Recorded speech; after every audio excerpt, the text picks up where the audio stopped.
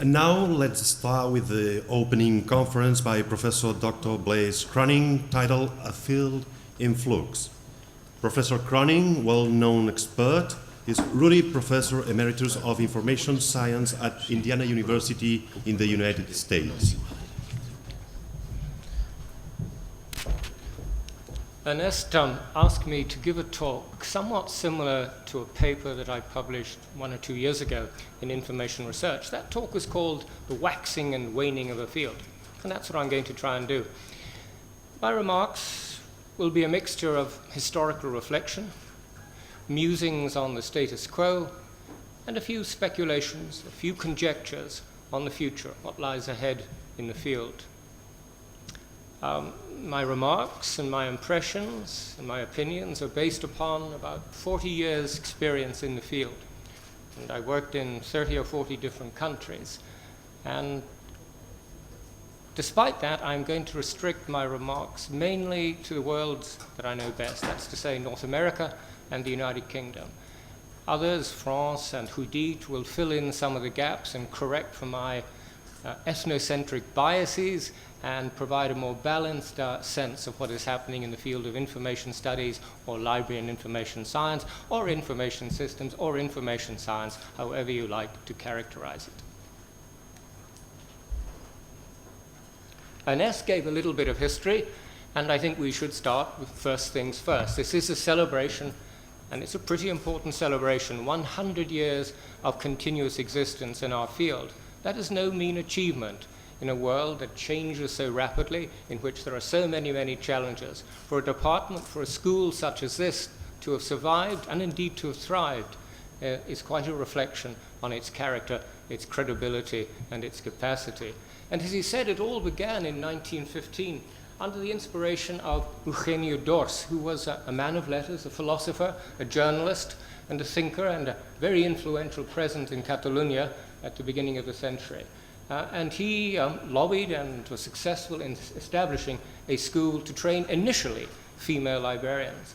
And I flagged the issue of gender, and I'm going to return to it once or twice during the course of this presentation. So what we have seen was a small program designed to train librarians, specifically female librarians, evolve into, I think, an exemplar of the kind of school that may well thrive and survive in the decades to come. I looked at the curricula, and we have a roster of master's degrees ranging from very conventional, traditional areas such as librarianship and a concern for reading and bibliography, to a PhD in information and documentation in the knowledge society. And in that sense, I think it's fair to say that Barcelona is a very good illustration of the kind of multidimensional, multifaceted. Am I supposed to sing?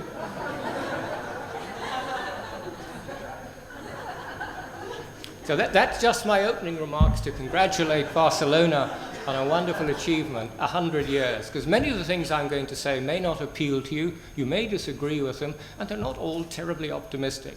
But Barcelona does seem to be doing the right thing. And that's not always true in the world where I currently live, in the United States. Melville Dewey, one of the great founders of this field, was responsible at the end of the 19th century for establishing the first, what we Americans call, the first library school at Columbia College. Mostly, of course, training women in the arts and crafts of library science. And you might have thought that this would have gone well, but it didn't. And in 1992, I could give you the history, I won't. After much internecine warfare, after much fighting between traditionalists and modernists, that program, the child basically of Melville Dewey, was closed down. And it was one of a number of very high-profile closings of LIS programs in the United States. I won't list them all, but among the most important was that of Chicago. Brilliant group of faculty, many of whom were physicists, but it simply didn't create a strong enough presence and didn't convince the university administration that it was a subject area to be protected. University of Southern California is another, and I could go on. So very interesting contrast there between Barcelona and Columbia University, one of the Ivy League institutions in the United States. I said that I've been in this field for 40 years. Well, I was a student initially in Northern Ireland at the Queen's University of Belfast. And that was then a Department of Library and Information Studies. Requiescat in pace. It's dead. It no longer exists. In the 1980s, I was appointed Professor of Information Science and Head of the Department of Information Science at the University of Strathclyde in Glasgow. Requiescat in pace. That department no longer exists. It was incorporated into a School of Computer Science and now is a small part of a much larger organization. After that, I moved to the United States, and for almost 20 years, I was Dean of the School of Library and Information Science at Indiana University, one of the largest and arguably the most research-intensive of similar programs in the United States. Requiescat in pace. That school ceased to exist as an independent, as an autonomous entity. It is now part of a School of Informatics and Computing. And I hope my presence here today, Ernest, does not result in the kiss of death in your program. So my personal trajectory is very interesting. So what I've observed at first hand is that the world of which I've been a part is in a sense changing very radically, morphing very dramatically. And as I move from one place to the next, I leave behind a closed down or a radically changed institution. And this brings me to the paradox of my talk, and I'm going to come back to it in the very last slide. And I want you to think about it while I'm talking. If library and information science programs are successful, they will be taken over and they will disappear. But if LIS programs are not successful, they will be eliminated by university administration. That's the paradox. People make predictions all the time. We listen to them, we ignore them, we believe them, but we very rarely go back to see if they're true. I went back and looked at something I wrote 30 years ago, and I maintain that if one were to look at all of the programs, library information science programs in existence, you could very basically reduce them to 3 categories. And those categories I labeled pace setters. Those were institutions that were innovative, pioneering, had a very transdisciplinary focus with a strong emphasis not just on teaching, but on research. And there were the average-rated schools that they were doing a reasonable amount in terms of upgrading their curricula, but they had a very powerful institutional focus. They were predominantly, it's not a criticism per se, they were predominantly vocationally oriented, but they weren't receiving a great deal of resourcing from their parent institutions. And then at the bottom of the pile, I had those that I rather rudely, dismissively termed also-rans or tree huggers. Programs, groups of faculty, groups of academic staff who simply didn't want to change, rather like the personnel at Columbia University when that school was closed in the 1980s. You can disagree with my terminology, and indeed you might well say that my prediction hasn't come through, but I have a sneaking suspicion that that characterization, simplistic though it is, captures the essence of the field. And to visualize it, this is the sort of, again, it's a simplification, but to make a general point. If we are to characterize schools in terms of the degree to which they innovate or respond or react, and the extent to which they have a research-intensive focus versus an orientation on teaching and preparing exclusively professional life, then those that have most academic credibility, and I see this from first-hand experience for the last 2 decades in the United States and for a decade before that in Britain, those that have the most credibility within academia, with the rectors, the vice-rectors, the vice-chancellors, the presidents, they are the schools that are innovating and that recognize the importance of research, not just for its own sake, but in terms of the message it sends to the world at large and to your parent institution. The Matthew effect is unto he who hath shall be given, that those who have accumulate even more. And a recent study I came across shows that of all the LIS departments in the United States, and France or somebody else can correct me, it may be 55, 56, 57, 5 of those account for almost 30% of all the journal articles published in the literature. And if we look at the United Kingdom, we find that 4 LIS departments account for 2/3 of all published work. And that's what I'm getting at, that a small number of institutions have a disproportionately strong presence. They are particularly academically productive, generating research articles and also attracting citations to those articles. And we live in an age, in a culture of an audit culture, a culture of metrification, accounting, and justification. And at the end of the day, academic administrators and funders want to know how much research is being done, what kind of impact that is having. So if you're not doing research in an LIS program, quite frankly, you will not be taken quite so seriously. And what one sees from these and other data that I could adduce is that the highly successful programs are likely to become even more successful at the expense of less successful programs. Now, others you can talk about Latin America, the Far East, or Europe, but in North America, there are roughly 60, Canada, United States, roughly 60 LIS programs, which in total have roughly 1,000 full-time academic staff. And if you were to look historically over the last 20 or so years, you will find that there's growth. It's not dramatic, it's not statistically significant, but there is slight incremental growth in the number of programs, despite the closures, and in the number of full-time teaching faculty. But if you look back, say, 30 years in the United States, what you see, in addition to closures, which is fairly dramatic, you will see the kinds of things that I've seen in my career trajectory. Mergers, reorganizations, restructuring, relabeling, renaming, rebranding, and repositioning. Like it or not, that is the reality of the present world. And we've seen it in the case of Barcelona, which has evolved with the time. And I'll say a little bit more later about the iSchool movement. Just for the record, I was present at the very, very first meeting in which the idea of setting up the iSchool movement was discussed. And I look back on that, and I was an outspoken skeptic. I was a critic at the time. I couldn't see the raison d'etre. Do we need yet another association?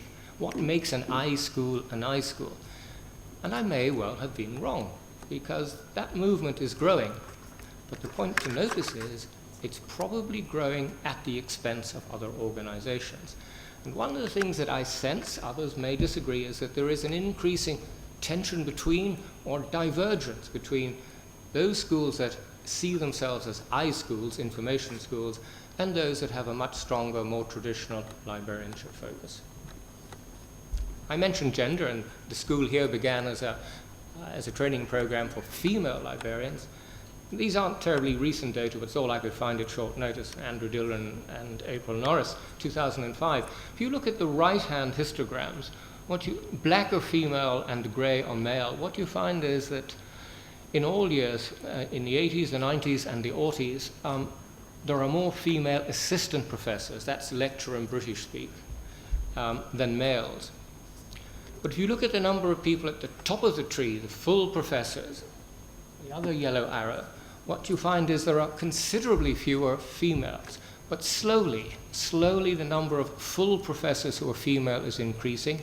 The number in the middle, the number of females who are associate professors is now slightly greater, and at the assistant level we have effective parity. So very interesting, in the last 30 or so years we have seen gradual, perhaps not fast enough, but gradual normalization of gender disparities within the profession in the United States. I have absolutely no idea what comparable figures would be for Scandinavia, Central Europe, Western Europe, or other parts of the globe. Again, others of you may wish to comment. A Library Journal published these salary data, and what you find is, if you look closely, that there isn't a great deal of difference on average between male and female salaries, until you come to the one I've highlighted. Once again, it's the senior position. Library directors, male, were earning $76,000 US, and female directors, 56. $20,000 difference. Explanation, some would say gender exclusively. It's probably an admixture of factors, but nonetheless something to think about. How buoyant, how successful, how vibrant, how thrusting is the field in which we are part in North America? Again, data are somewhat lagged, but I suspect the picture hasn't changed greatly. There isn't overall growth in the number of librarian workers. But that, of course, doesn't mean that there aren't more information professionals, people who are not classified as librarians, graduates of programs like Barcelona and elsewhere, who are applying the skills they learned in our LIS programs successfully. These are ARCL, Association of Research Library data, the most recent I could get. This is what proportion of universities' total operating budget is allocated to university libraries. And from 1980 to 2011, what you see, a rather depressing picture. It's a trend line heading towards zero. Of course, it won't reach zero, but that is a very, very dramatic drop in percentage terms. I don't have the actual dollar amounts. Nonetheless, the proportion of a university budget that is going to libraries today is considerably less than was the case in the 1980s, when it was 3.7% roughly, to today 1.7, 1.8. And where does that money go? Well, if I was the rector of a university, if I was president of a university and saw this pie chart, I'd say, why is only 44% of the millions of dollars we spend on libraries going to materials? And I think this is going to be one of the challenges, one of the questions that graduates from programs such as our own are going to have to be able to answer, rather more convincingly, I suspect, than heretofore. Part one of this conference is about education, and part two is about research. A paper published, got a lot of attention in 1996 by Nancy Van Houws and Stuart Sutton. It was called Panda Syndrome. Cute title for a paper, and pandas are cute little things, or big things. And what did they say in summary?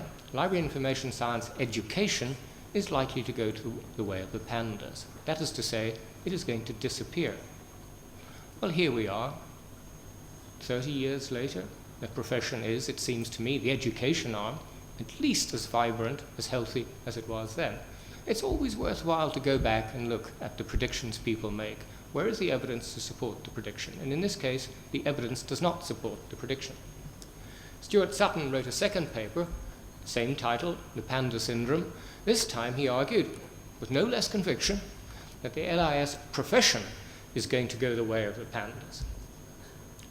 So all those librarians are going to disappear, all those information workers are going to go up in smoke. There's no future for any graduate from Barcelona, Illinois, or Roche, or anywhere else. Well, I'm afraid, once again, the evidence simply doesn't support it. But it's a great way of generating attention, having a title like that and having a single statement saying the profession is simply going to disappear.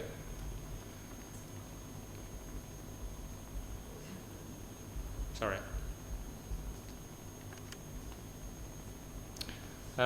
Dennis Lewis was an information scientist in Britain. He was head of information science for ICI, Imperial Chemical Industries, which in the 1980s was the largest company in Britain. He was a chemist by training and a very experienced information scientist. He was also my boss for a while when I worked at ASLIB, and he was director of ASLIB. And he published a paper called The Doomsday Scenario, which some of you may have read in 1981. And he said, with the absolute conviction of he who knows everything, that in the year 2000, the information scientist and the librarian will have gone the way of the Brontosaurus, i.e., we will have disappeared. Once again, 40 or 50 years later, there really is not a shred of evidence to support what the good Dr. Lewis had to say back in 81. This sort of obsession with animals, it's almost a bestiary of information science. Well, not everyone is quite as gloomy as my former boss and others.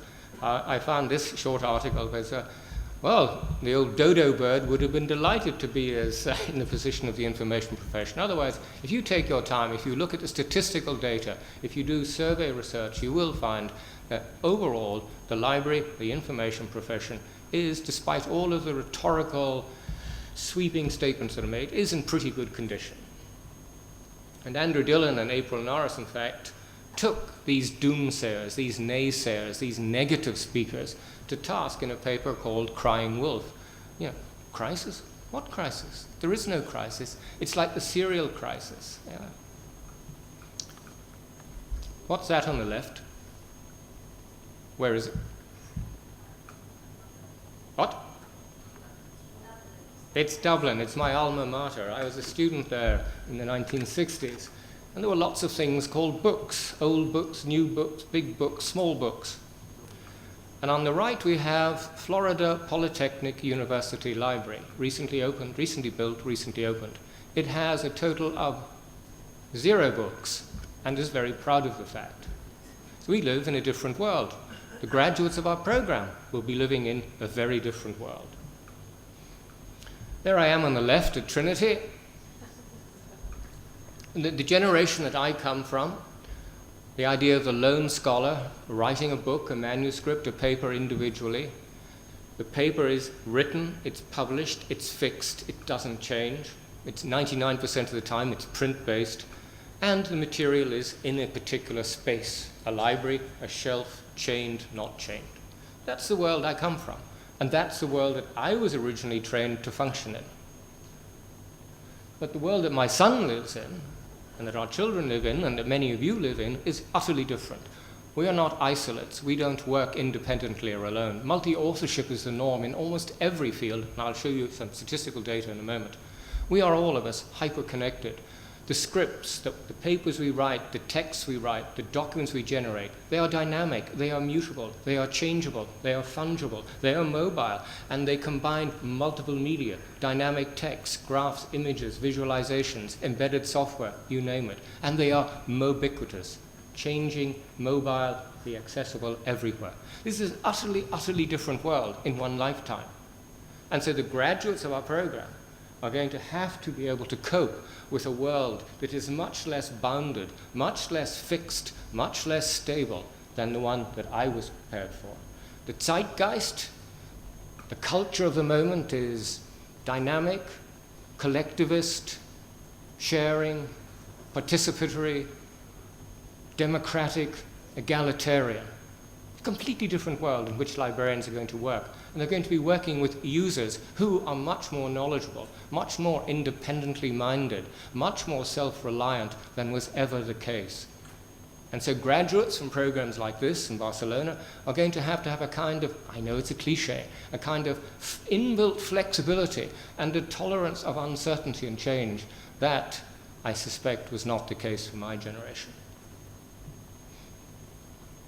And they are doing their best. They are recreating, reinventing themselves with new, as some of the terminology you'll find here, as a curator, a promoter, an educator, a filter, a connector, an experimenter, a facilitator. This is the way the profession is trying to reconceptualize itself.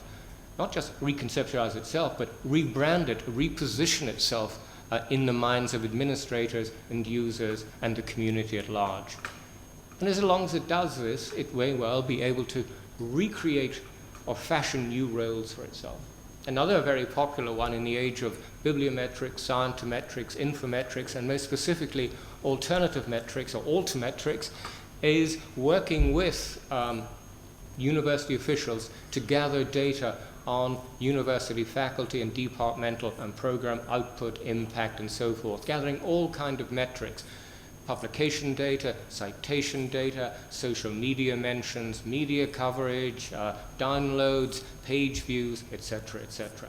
So the profession is cleverly trying to adapt to a very uncertain and a very dynamic world. And yet, my old friend Tom Wilson said, I don't remember exactly, years and years ago, he said, well, the core elements of this field are what? Content, stuff, people, users if you like, end users, systems, the tools, techniques, the systems, the databases, the search services, the catalogs that we use, and organizations, libraries, archives, documentation centers, whatever it may be. And even though the world has changed enormously and is much more diverse in terms of the array of services, tool sets, platforms, and so forth, the 4 elements that make up what we do have not changed. The content is much, much more diverse, and in terms of scale, almost terrifying. The world, the era of big data. People are still people, but the far more varied users are much better educated, often smarter than we, more technologically savvy than we, but still they are people. The systems, more complex, more rarefied, more difficult to use, also easier to use in many cases. But what we have developed is a kind of ability to theorize in a socio-technical way, structuration theory, the whole idea that tools and technologies and behaviors are co-constitutive, that the way we use technologies shapes technologies, and those technologies in turn shape us, our values, and our behaviors. And the organizations we deal with, they're not just bricks and mortar, stone buildings, shelves, books. They're virtual organizations in many cases, intangible, distributed, global. And I think it was Marcia Bates who, in my view, has done it as nicely as anyone else in trying to represent what makes our field what it is. Enormously broad, dangerously broad, too broad at times. And on the left-hand side, she has what you call those disciplines that deal with the cultural record. And over at the right-hand side, we have the life sciences, the hard sciences. We have this enormous spectrum from the arts and humanities on one side, through the social and behavioral sciences, the world of anthropology, social psychology, and so forth, over to mathematics, high-energy physics, molecular chemistry, etc., etc. And although those are enormously wide, there are dozens and dozens of potential roles for graduates of programs such as ourselves. So there isn't an information field. Library and information science is perhaps rather too defining a term. Where individuals work, where individuals do research, where individuals do anything, there is an information need and there is an opportunity.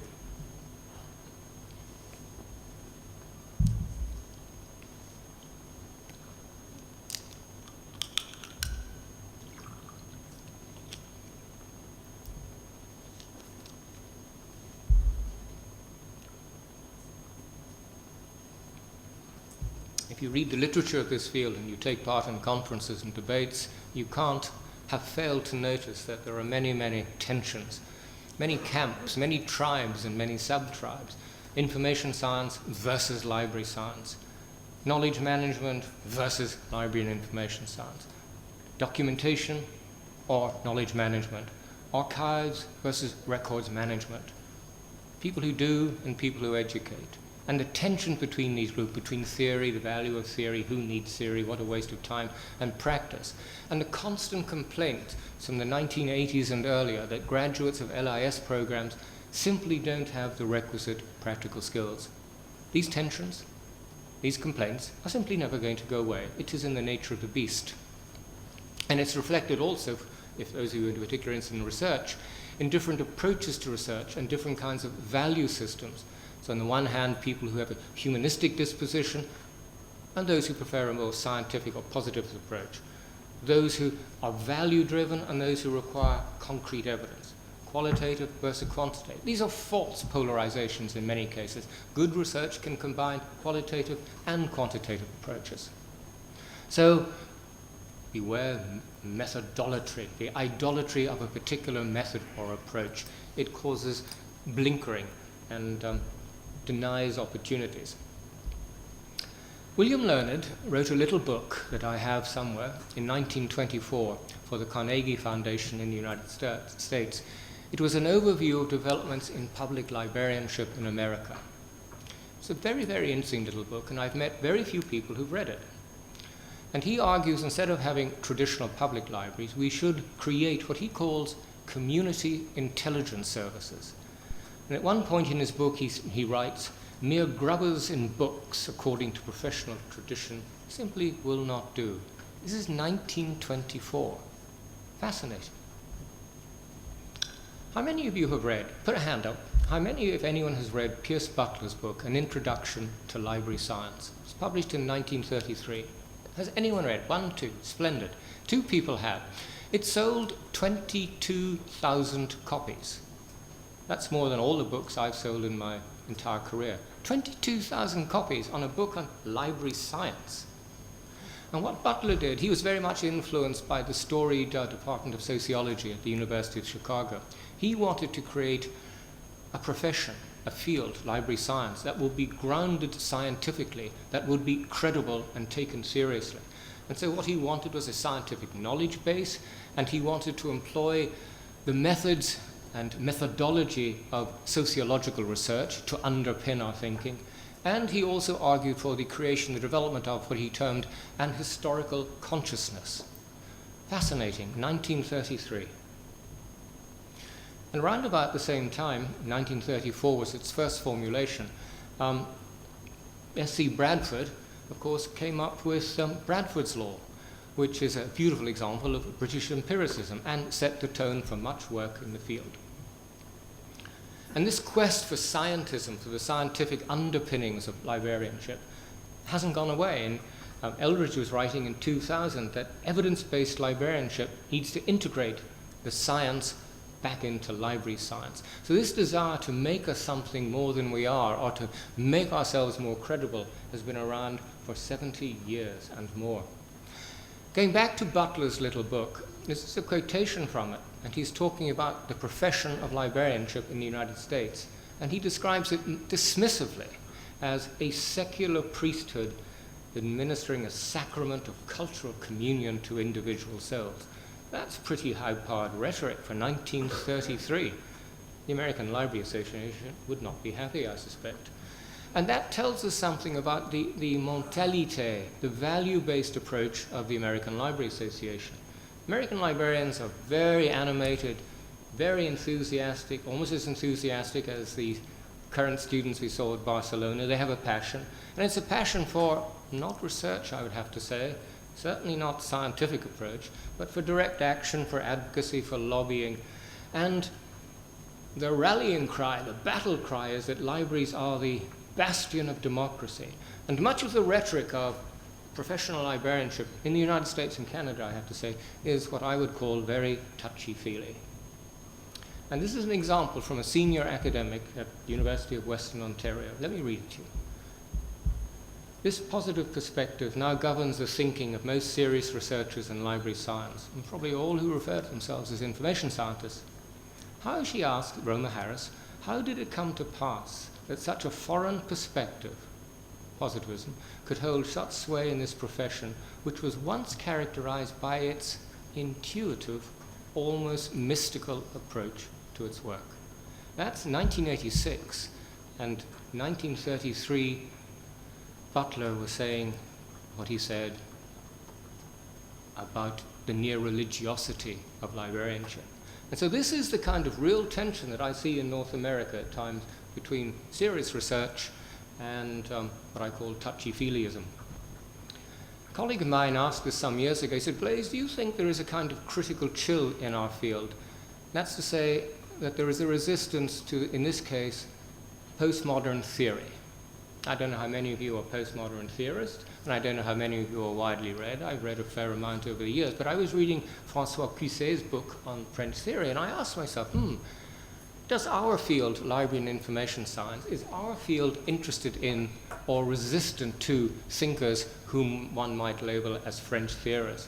And what we did, we looked at 40 years worth of literature, every journal in the field and every citation in every paper, in every journal in the field. And what we found was, I don't know what it tells us, and I'm not even sure why I'm telling you this, but what we found was that roughly 1% of all the citations from 1975 up to the present in our literature are to people who might loosely be called French theorists. So I don't know whether there is a critical chill. Certainly in JSIS, which I edit, we do occasionally publish work that is very clearly postmodern in its thinking, in its writing style. And providing it's lucid and there's something to say, I have no in-principle resistance to it. But in certain parts of the field, of our field, there is a resistance to that kind of thinking. As I said, this talk really, perhaps I didn't say, it's really more a series of impressions, and I lurched from one topic to another.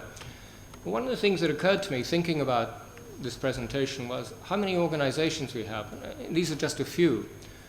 And I wonder, is it for a small field, is there a degree of redundancy that's unhelpful?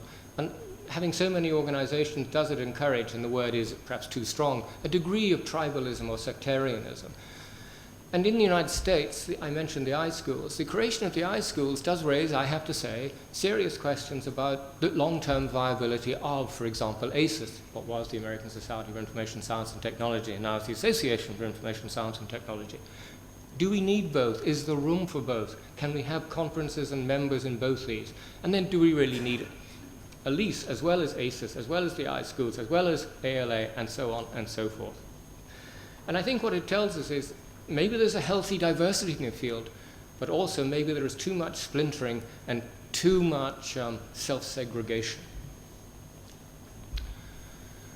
I went back to the webpage of the iSchools to see what exactly they were saying about themselves today. I come from an iSchool. There are many of you here whose institutions are iSchools. And the definition you will find is it's an interdisciplinary approach to understanding the opportunities and challenges of what? Of information management. Now, those of you who are around in this field in the 1980s will know that the rhetoric du jour in 1980 was information management, information resource management, information resources management. And that's why I put up the old Yogi Berra quote. It's like deja vu all over again. What's new? Well, the logo's new. Who are these people that make up iSchools? Now, I'm going to give you two sets of data, and they are somewhat dated, and the membership of the iSchool group does change. It's now, I think, 39 or 52. Correct me, someone? 65. Well, that's come a long way from the initial whatever number it was. So these numbers will necessarily have changed, but they may become more extreme. These are from what disciplines do the academic staff members, the faculty in iSchools come from? And the most frequently occurring disciplinary background, 30% of all the faculty, academic staff, come from computer science. And you can see then, so you have to ask the question, is an iSchool really a computer science light school? Is it in any real sense an LIS school? What are the primary stated research interests of members of iSchools? In other words, when you ask researchers, what do they say are the areas in which they do research? And the most frequently cited field is human-computer interaction. Now, HCI is something we do in our field, but it's certainly not mainstream. But in the iSchool world, HCI is the most significant area of research. And that's neither good nor bad. I'm simply mentioning this because it raises questions about what is the relationship between LIS traditionally and the movement that is, the caucus that is the iSchool.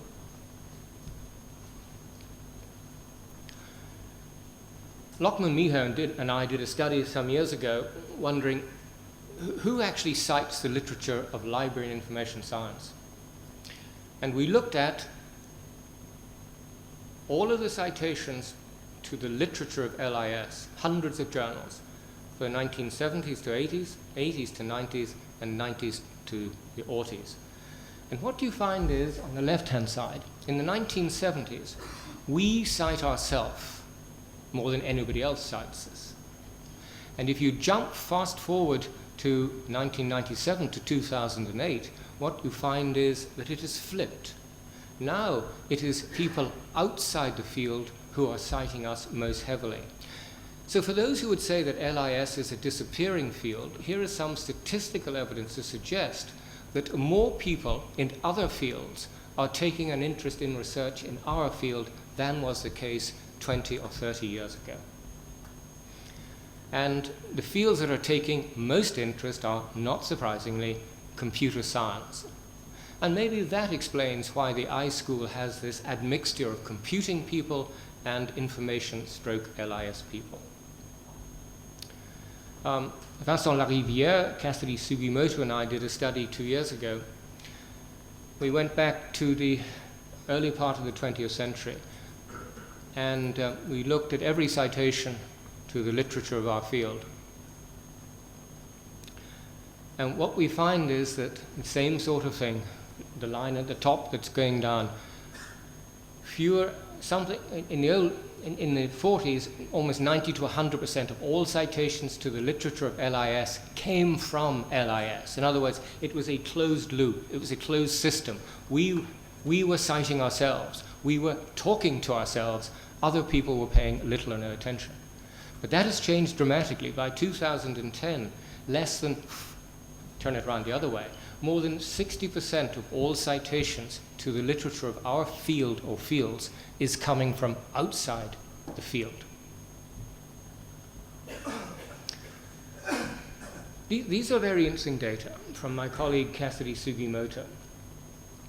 In the American system, a PhD student has a principal advisor, call it supervisor in the British sense, and a number of committee members. If you do a PhD, Thomas is the chair, and the three ladies are the other members of the committee. What you're finding is that the people who are chairing the committees of PhDs in LIS are decreasingly have a background in the field. More and more of the people who are chairing PhD committees themselves have a PhD from another field. They are, if you like, outsiders. More and more people who are blessing the next wave of graduates in our field are not themselves graduates of our field. Again, neither good nor bad. And when you look at all of the members of the committee, not just Thomas, but the three ladies and Thomas, what we find is that around about 1980, there was a point of inflection. For the first time, that's where the yellow arrow is. A majority of the people on PhD committees in North America were outsiders. They had not themselves been produced by the LIS field. And this raises very interesting epistemic issues about what is the nature of a field. Does it matter if a field is as porous as our field is? And what does it tell us about the nature of our field? If you hired me as a consultant, what to do with your academic program, whether it's a single university or a particular country, I would sit down and perhaps produce a matrix like this. It's purely illustrative. On the vertical axis, I have just a number of areas in which our field has a presence, from scholarly communication to digital curation to search and information retrieval, usage metrics, human computer interaction. So here are all the areas in which you're a player. In which areas would you argue our field is a major player or a minor player or in between? In other words, it's a kind of self-audit, and one has to do this with a degree of honesty to try and figure out whether we should be trying to play with the big boys in each and all of these different fields. Again, if I was working with you as a consultant, and you're saying, I wonder, should we launch a program in search? Should we launch a master's degree in data science? Should we launch a master's degree in information architecture? Should we launch a PhD program in information systems analysis? Well, there are a number of things, as in any business, that one should do. You look at A, is there an opportunity? And B, what kind of capability, capacity do we have? And if there's a high level of opportunity and you have the human intellectual capital and the physical and monetary resources, then you invest, perhaps invest heavily. I won't go through all of this, it's commonsensical. But if the opportunity, there isn't much opportunity and we really don't have much talent or expertise in the area, then you simply either get into the field or you exit it. And it may just be that we need to sit down with very elementary sort of business school tools like this and look at what we do and consider what we perhaps should be doing. A few words about research, since that's part 2 of the conference. And all of this is absolutely elementary. There are lots of reasons to do research. To get answers to questions, to examine a number of different hypotheses that might explain a particular situation, to answer a question we've always wanted to generate some economic or social benefit. But back to the theme of the overall theme of my remarks, it's expected of an academic field. And if LIS is going to be taken seriously by the people who fund it and pay for it and tolerate it in the academy, then they are going to have to demonstrate that they know how to do research, and research that has some kind of meaningful impact. For those of you who work in the world of libraries and information centers, well, applied research is important too. It may not always be as sophisticated, it may not always be funded to the same level, but it matters. And the answers don't always have to begin with the letter P. I was just amusing myself. But applied research helps us understand people, products, prices, performance, policies, prospects, and priorities. There are lots of very solid, sensible, practical reasons why a professional librarian, a professional information worker, or a group of such should undertake applied research. And then there's the kind of thing that I've done for the last 40 years, working in bibliometrics and scientometrics, trying to quantify the benefits of research. In other words, why do research about research? Well, we spend billions of dollars every year, national governments do, millions, billions, depending on the field. Well, what kind of impact are we getting? What kind of payback? What kind of return on investment? And this kind of research, bibliometric research, scientometric research, also allows us to identify outstanding programs, outstanding faculty members, to pick stars and identify future winners and areas in which to invest. And there's no shortage of books in our field. There are literally piles and piles of books on research. I've read a few, and many of you will have read many more than I.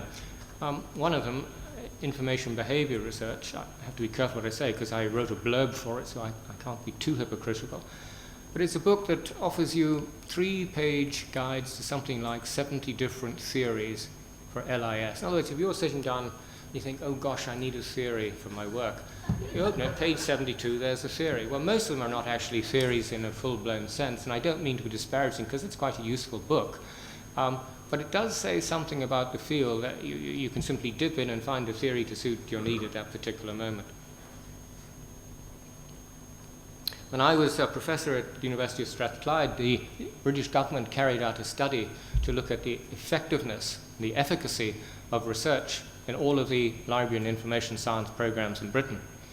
And the findings were not very encouraging. The government body said there is too much research, and too much of it is marginal interest, and frankly, said this report, it's more of a hobby than rigorous intellectual pursuit. And that's the problem. If people don't take the research we do seriously, we might as well not be doing any research in the first place.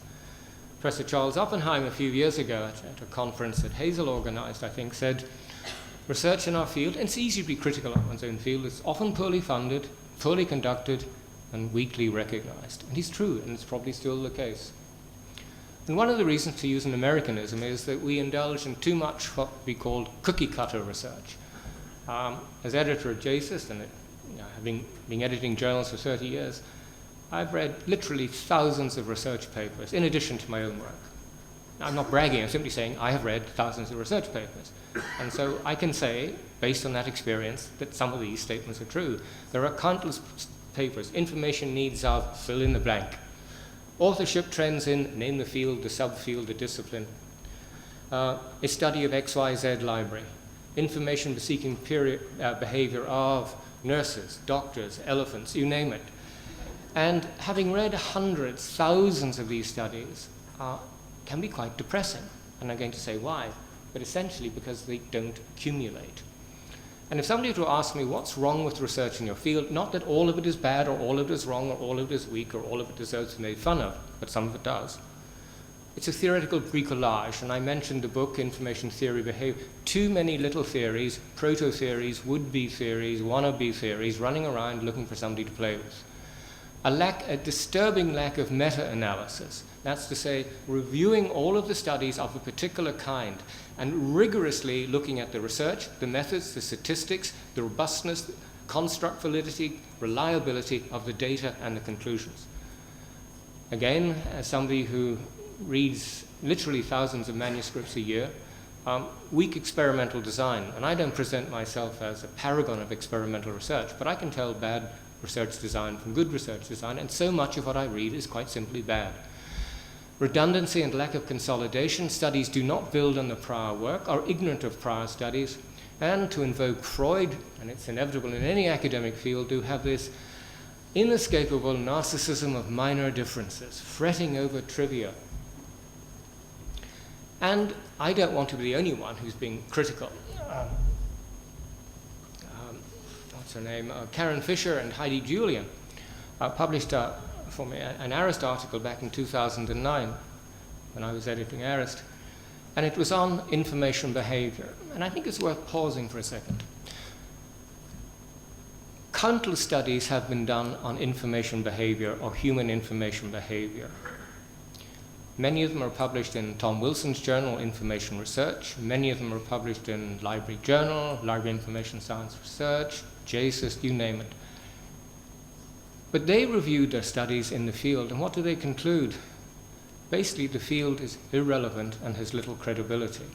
And you made the point, Ernest, in your remarks this morning, that perhaps all was not as it should be, and that our research needs to be noticed by people outside the field and acted on. And you might think that something called information behavior research would be important, but if you look at the literature, it cites itself. almost no one outside our field pays any attention to one of the most developed areas of research in our field, namely information behavior research. Something is seriously wrong in the state of Denmark. Another LIS chapter that I commissioned by Elizabeth Davenport, and she looked at what she calls confessional methods in library and information science research. These are very, very popular. She looked at three things: the so-called critical incident technique that was actually developed to examine the behavior of pilots in cockpits, now used by librarians, the use of focus groups, commonplace in market research, and a technique that Brenda Dervin and others are very fond of called micro-moment timeline interviews.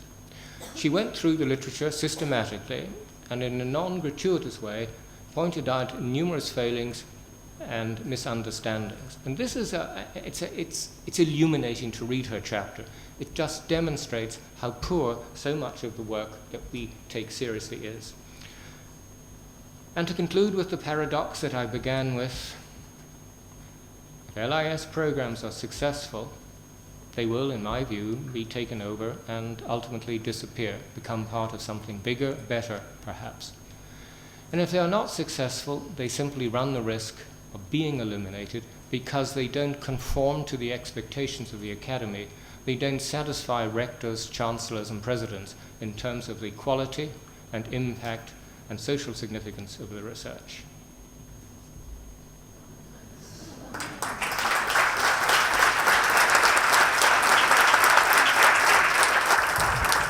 Any question, please?